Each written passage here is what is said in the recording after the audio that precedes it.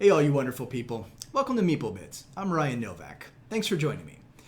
Stockpile is an economic board game that combines a traditional stockholding strategy of buy low, sell high with several additional mechanics to create a fast-paced, engaging, and interactive experience.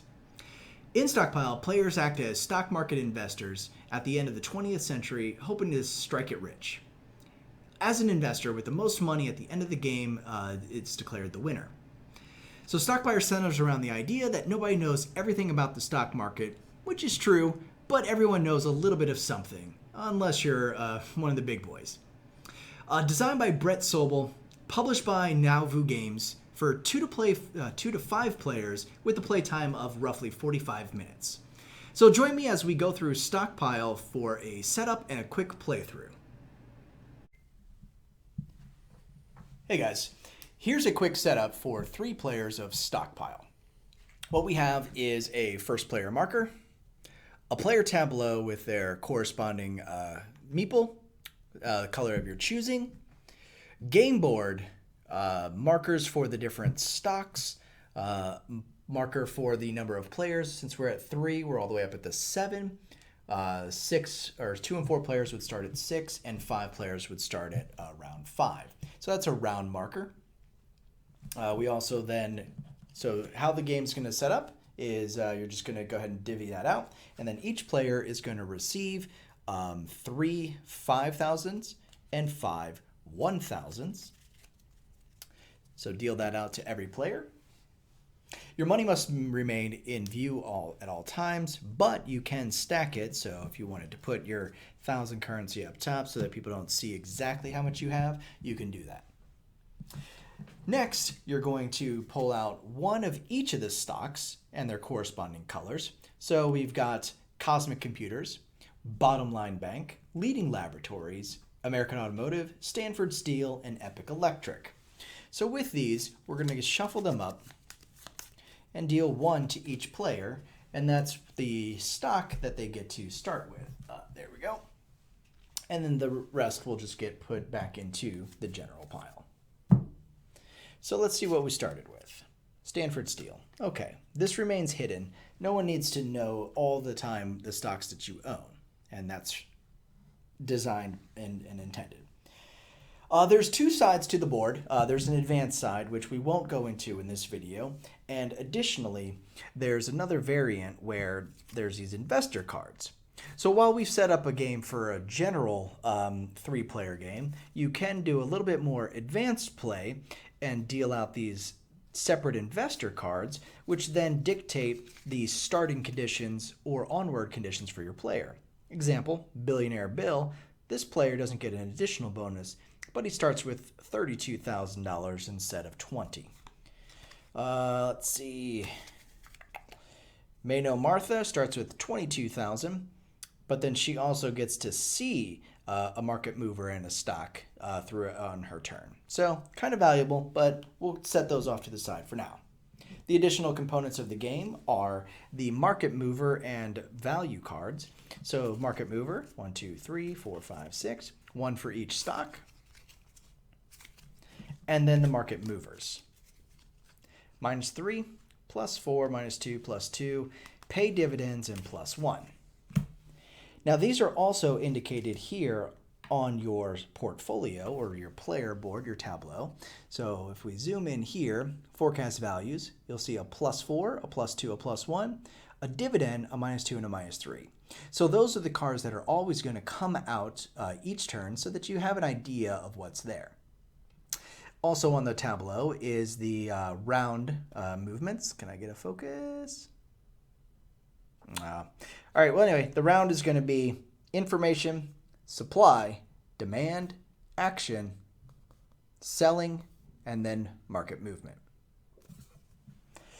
On your player board, you've got your initial stock on the left, and then you've got your split portfolio on the right, making every share worth double. Okay, so that's the initial setup, and how a round gets played is each turn you're going to deal out to every player 1 market movement card, and then you're also going to have up here one known, flip that. And then in this game, we're actually going to have, because it's a 3-player game, 2 hidden. Okay. So we'll go ahead and shuffle these up, deal them out. Known, unknown, unknown. Okay. So each round, everyone's going to get information. That information has just been dealt out. And that essentially shows to each player, one, something that is known. So right now, we already know that American Automotive is going to drop by 2 points. So that's useful information for the general public to have and to know.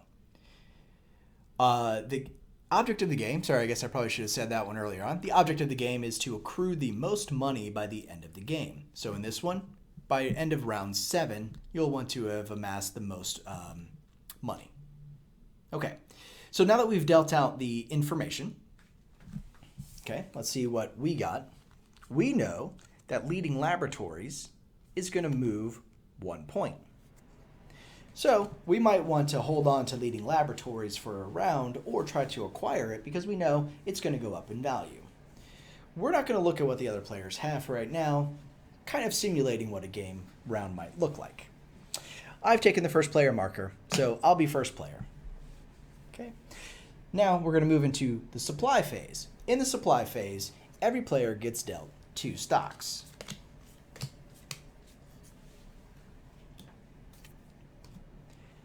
Okay, put my person back on my board. Then what we're going to do is everyone's going to take their stocks and put them in the corresponding locations for the number of players. In a 3-player game, we're only going to use these 3 spots. In a 4-player game, we would go here. In a 5-player game, here. One thing to note is that not all locations need to receive your contributed stock. Supply also defaultly gets 1 stock in each of them. Okay. The types of cards are going to be these different companies as well as a boom or bust card. So if you get these are considered action cards and they would be played immediately in the action phase right after demand. So this is the supply phase and we're going to contribute to the supply now. Let me see if I can find a bust card just to, oh, look at that. Bam, bust. So this stock is going to get a bust, meaning I get to apply it to anything that I want. Trading fees, that's another action card. So if anyone takes that pile, they would have to spend 3,000 additional for it. This one, only 1,000, so on and so forth. Okay. Now, a turn is played that I am going to take these stocks and I'm going to put them one face up and one face down. I can put them in the same pile or different piles. It's my choice. So looking out here, I see that American Automotive is going to drop by 2. And there's already an American Automotive out there. So you know what? Maybe I want to go ahead and double it down and put American Automotive face down and put Bottom Line Bank face up right there. The next player is going to do the same thing. So let's see, they're going to put this American Automotive face down here, and they're going to add some trading fees to this one, face up. So you can buy it, you'll get this stock boom, but you're also going to have to pay an extra 1,000 during the bidding phase. And then player 3.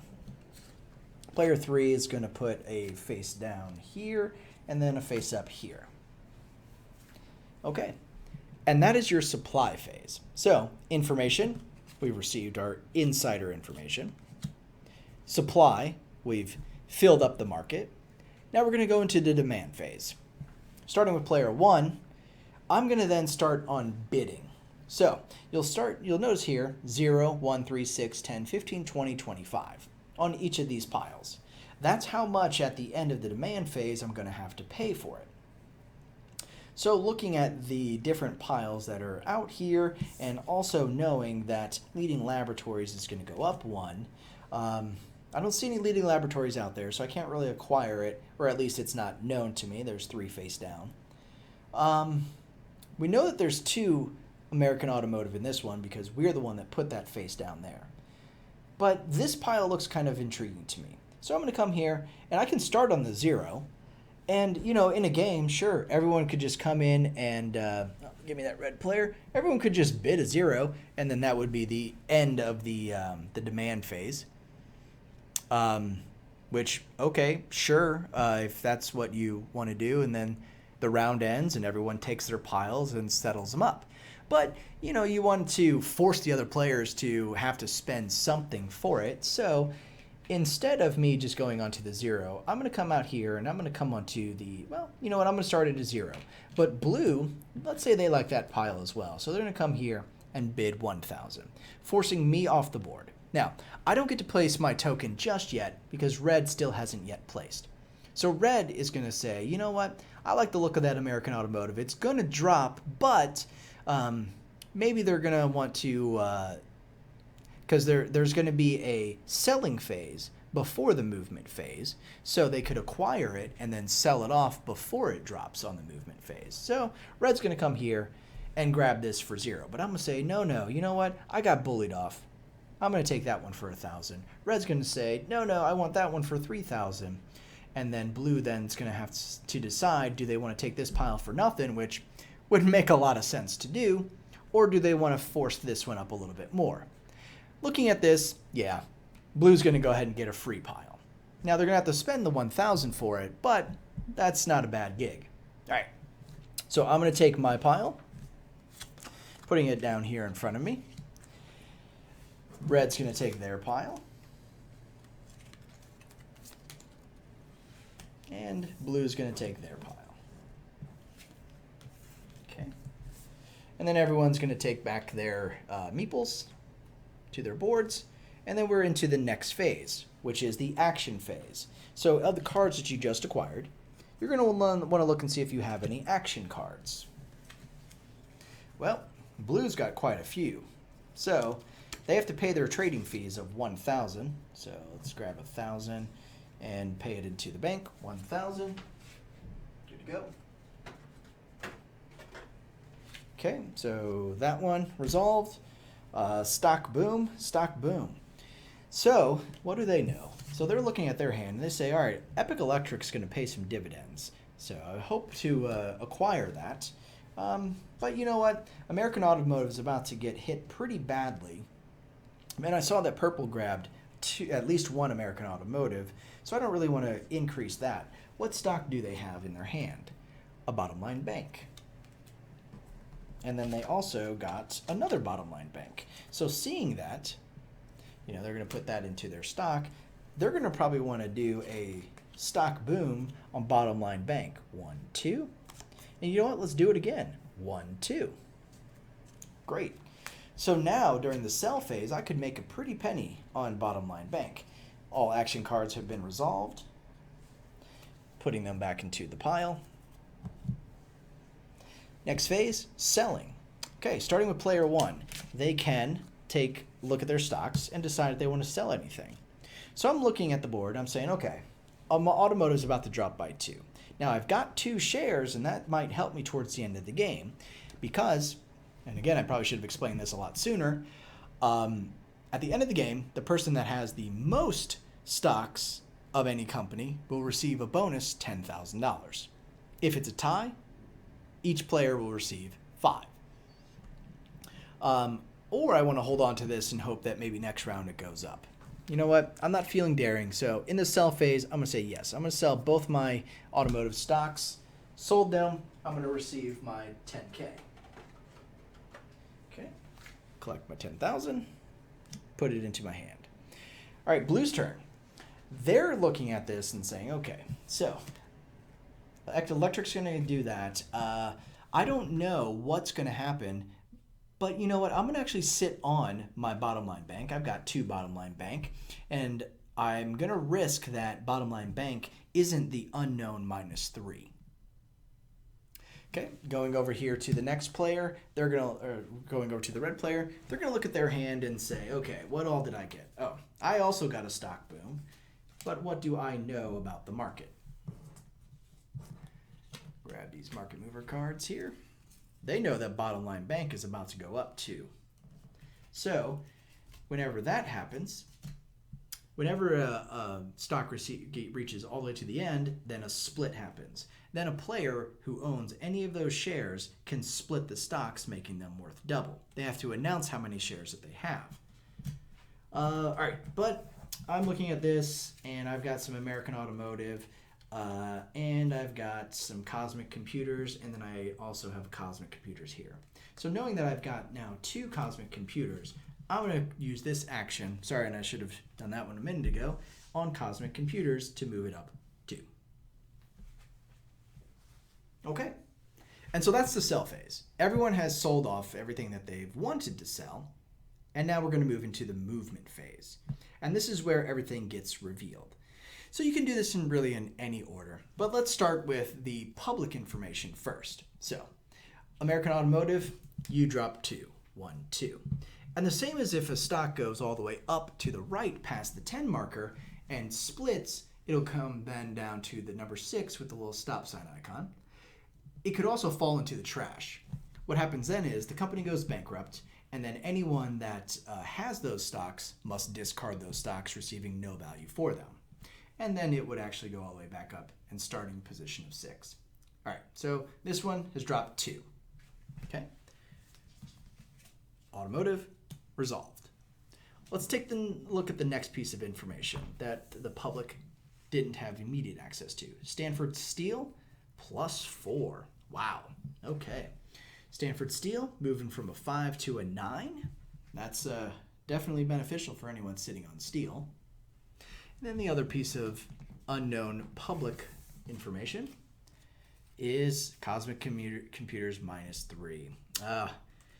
The risk didn't pay off. So 1, 2, 3. So the person sitting on Cosmic, unfortunately, had a bad go of it. All right, starting then with the players. I know that Leading Laboratories is going up 1. They know that Epic Electric pays dividends. Pays dividends. This is where you would receive $2,000 for every stock that you have. But you must then declare any one or however many you have. So let's say a person had 2 Leading Laboratories, Epic Electric, 2 Epic Electric, but they only wanted to pay dividends on 1. Then they would declare 1 stock and then receive $2,000. And then lastly is this player here, American Automotive. Oh wait, no, we already burned that one. Where's their cards? Ah, there it is, all the way over there. Let me walk around and do that. Okay, and that is Bottom Line Bank going up 2, 1, 2. So that reaches the stock split part. So anyone that has Bottom Line Bank can then declare if they want to split that stock. Alrighty. So who had Bottom Line Bank? There we go. So I think this player definitely want to say, yes, I declare 2 and I'm going to split them both. So both these stocks are now worth 2 and 4 in their respective quantities. So in the future, if this person were to sell a split stock, it would be worth double its price here. The stock has split, it now moves back down to the 6. So this person now technically has $24,000 worth of Bottom Line Bank. As opposed to if it were sitting on the 10, they only had 2 shares, 20,000. So the stock split definitely went in their favor in hopes that it can go up again. Now a stock cannot split a second time. So you can only split from a single into a double. You cannot double your splits. And then that's the round. You would clean up and then go back to the information phase. So collect all the cards, deal them out once more, and then everyone would get their insider information. And then we'll move the marker down to round 6. And then once all the rounds are complete, the game ends. Person with the most money is declared the winner. Anyway, guys, thanks for watching. That is Stockpile. I hope you enjoyed. Stay tuned for my Afterthoughts.